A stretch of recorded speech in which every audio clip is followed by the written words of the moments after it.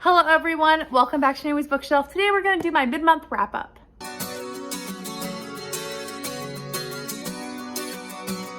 So far in August, I think I've read 14 books, which is not a bad number. I'm not saying it's a bad number at all, but the page count is significantly lower than you would think. I think it's about 2,500 pages because I've read a lot of short things. So we're just going to go over what I've read. I have read 5 Bible books, which were, let me try to remember, Haggai, Zephaniah. I'm going to need to look this up. No, Haggai, Malachi, Jude, Philemon, and Titus.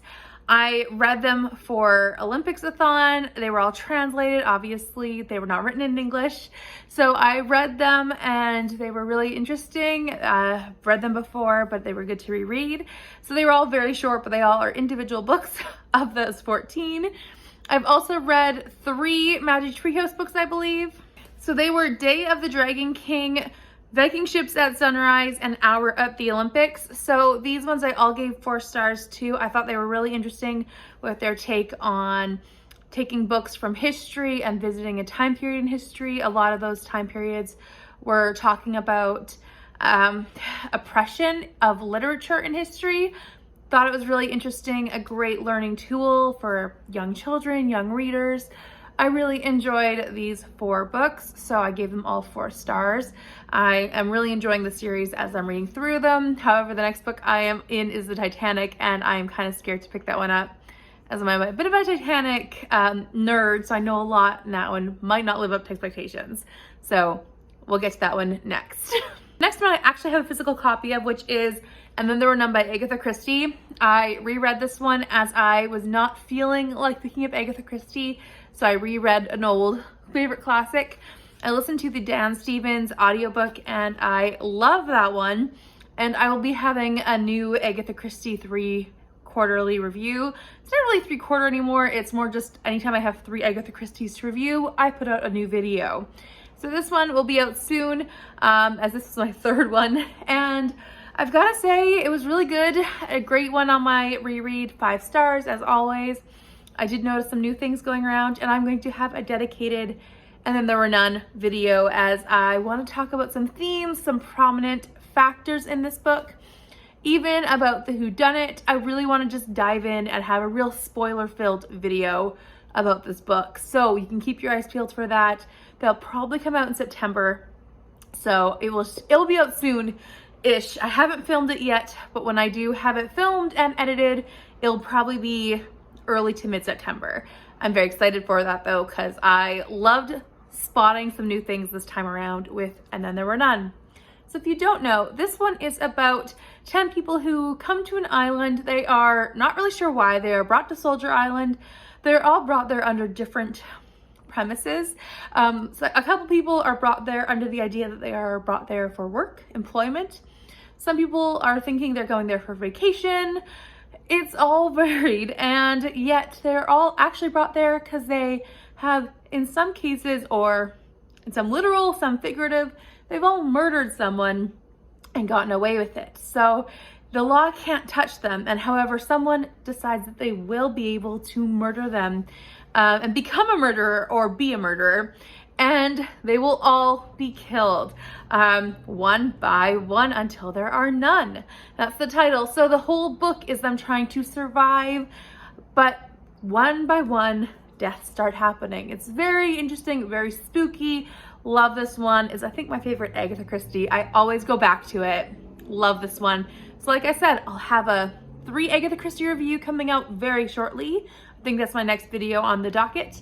And I will have a dedicated And Then There Were None video coming out in a few weeks. I also read Eleanor, Oliphant is Completely Fine by Gail Honeyman.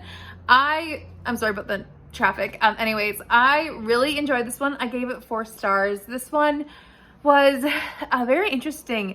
I think it showed a lot about trauma and how sometimes trauma can really affect you. It is about Eleanor, who is really just having to grow as her own person.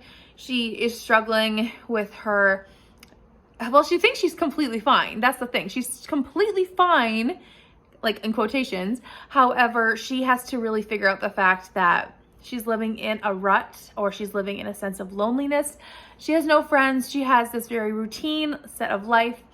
And then things start to change, and she starts to realize that there's more to life than just, you know, going to work, coming home and sitting in front of the TV and having her routine meals every day. There's more to life, and it's a really interesting book. I really enjoyed it. It was kind of slow paced, but I really liked the overall message, and I'm giving it 4 stars. I don't want to say too much more though. I think it's something you should really pick up, and I really recommend it. Another book that I read was The Window at the White Cat by Mary Roberts Rinehart. Now, I buddy read this with Kevi, and I will link her channel down below.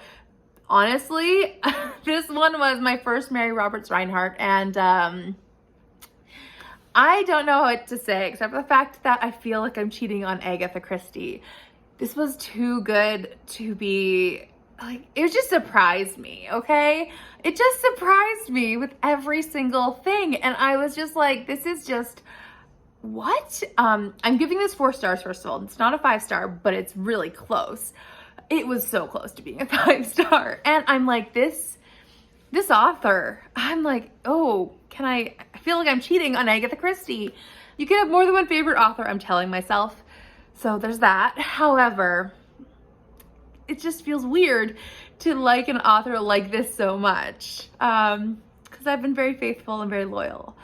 Anyways, this one is about a woman named Marjorie who goes to a lawyer, and she says, my father has gone missing, I need some help.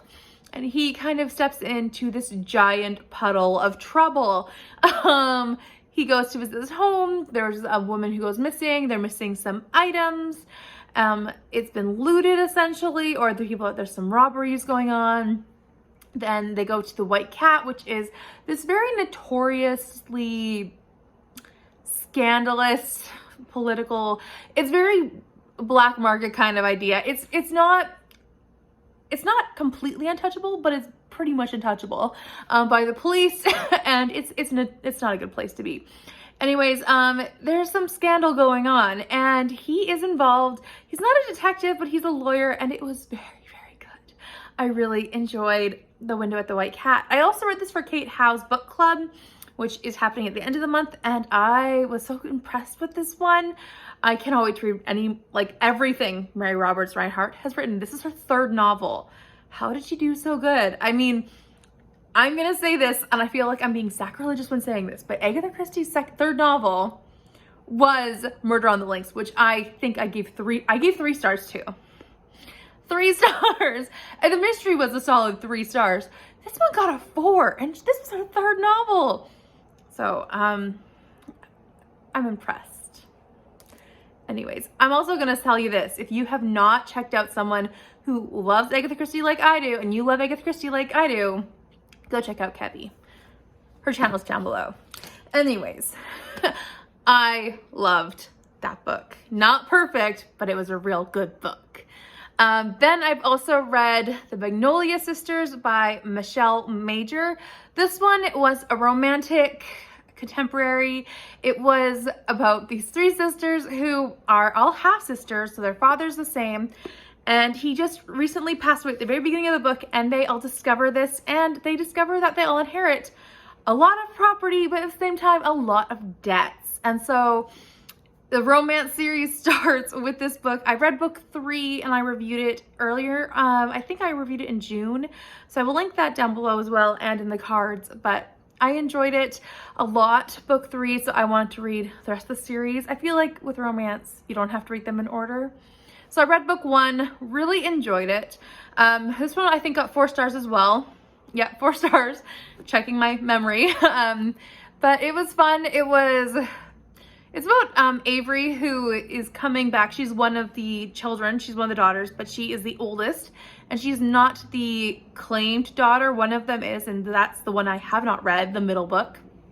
But she has come back to town, and she is very angry about the fact that suddenly she's being claimed, but she's also getting a bunch of trouble with it. And she's staying with Grayson, staying in his, not like in his house, but in his back property, because that's where her sister normally rents from. And there's a romance, there's tension. I thought it was really fun, and I really enjoy how it covers a lot more deep topics at the same time. And at the same time as that, it didn't follow a predictable plot every way, but it was fun and somewhat predictable while being a little twisty and turny with the plots. So I enjoy it when romance does that. It doesn't need to be always like plot twist, but it needs to be a little different. And that was that. So I liked it. And I am definitely trying to get book 2 from my library as soon as they order it in. Another book that I read from my library was People Only Meet on Vacation by Emily Henry. I am giving this one 3 stars. This is kind of a disappointment for me. However, I did not go into super high expectations. I have only read one Emily Henry book before, being Beach Read. I gave that one 4 stars, and this one was a lot of hookup culture and party culture. I buddy read this one with a musical bookworm. Victoria and I have read many books together, and so I will link her channel down below as well. This one, it was okay. It had a really good start. I really enjoyed the startup, and I liked how it was talking about, you know, the traveling, and especially when it talked about Victoria, BC. I've been there, and it was just like talking about the rain and talking about Tim Hortons and like talking about the ferries and like, yeah, that's BC. And it's like not always, and there are parts of it that are different, but at the same time, it can be like that. So it was really fun to see how like authentic it could be. And I know from Victoria, she was saying that, you know, the part where they're visiting in current timeline, it's very close to where she lives, and it's, yeah, very accurate. So she's talking accurately about places that they're going to. However, I felt like it was very repetitive the second half, and it just never really matured. And that's kind of something I wanted, especially since I was like, okay, they're in college, they're being, you know, dumb. No one in college is super mature. I'm just gonna say that. Like, I wasn't, and I don't think anyone is truly mature in college. So when it just kept kind of going, and also I hate it when miscommunication is like a thing in books. I hate it when that's the main plot point, and that was one of the main plot points in here. So yeah, 3 stars from me about this. However, I do like Emily Henry's writing style. I do want to try another book by her, just a different premise, I think. This one followed Alex and Poppy as they go on vacation every year together, and this year they are going together. However, there was like a breakdown 2 years before, and so they hadn't gone the year before, like the previous year. And there's clearly it's a romance. They're like falling in love every time. However, it was just too predictable and just too repetitive for me. So yeah, 3 stars for me. It wasn't bad, it was just okay. And that's where I'm sitting on my rating for now. I'm probably just gonna sit there. I'm not even gonna just say for now. I'm gonna say that's my rating. So I have one last book that I have quote unquote finished, which is The Midnight Circus by Erin Morgenstern.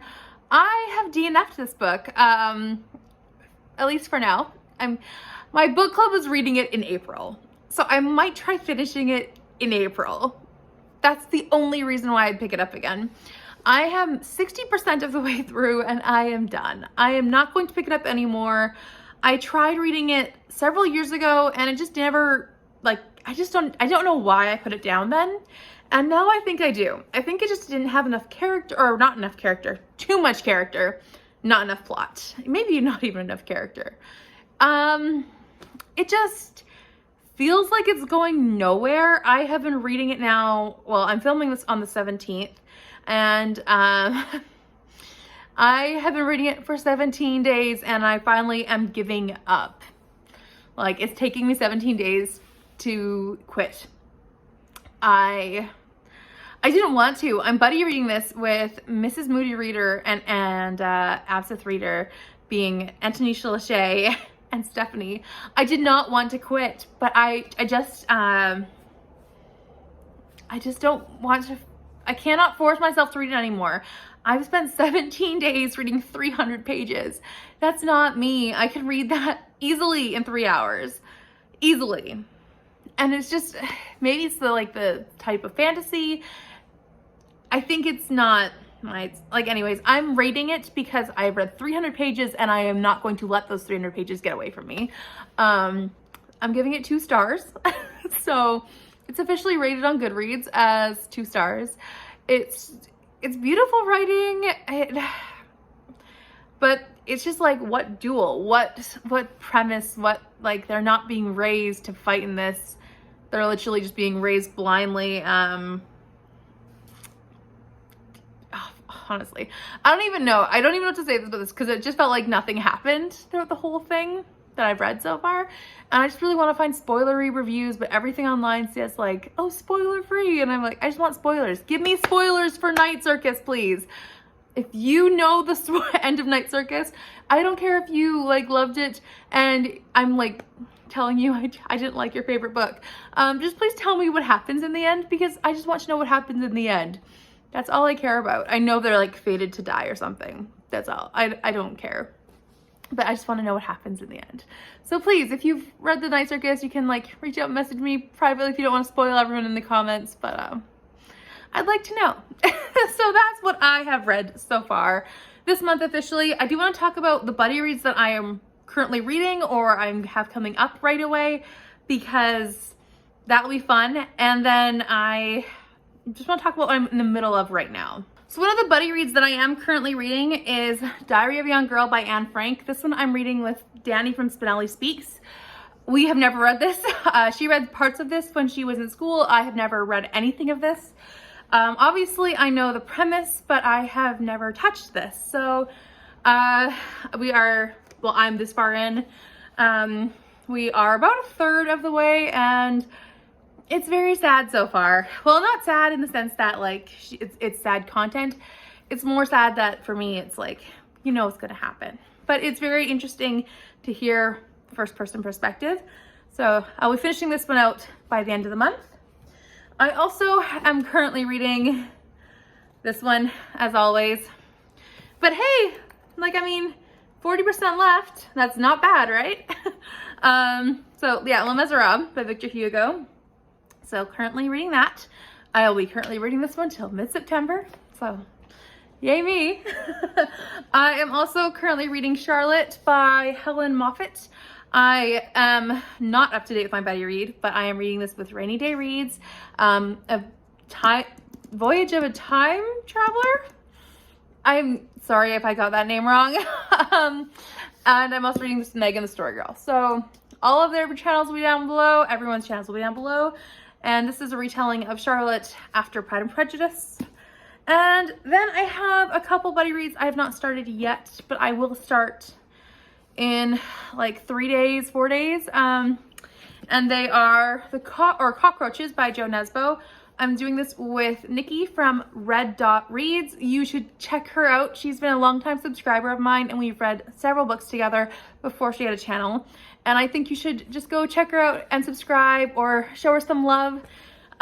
She lives in Singapore and she reads lots of different things. So I want you to go show her some love. Go at least check out her channel and see if you like her content. Then I am also reading this one with Berna from Berna's Bookish Adventures. I knew I was forgetting something. I'm reading this with Berna. We read The Bat together, and we will be reading Cockroaches together, as this is book 2. I'm also reading The Album by Mary Roberts Rinehart with Kevy again. We had planned to do 2 Mary Rinehart books this month, and so we will be reading that album. I don't know anything about this, but I don't need to anymore. I just need to know it's a Mary Roberts Rinehart book, because that first one hooked me.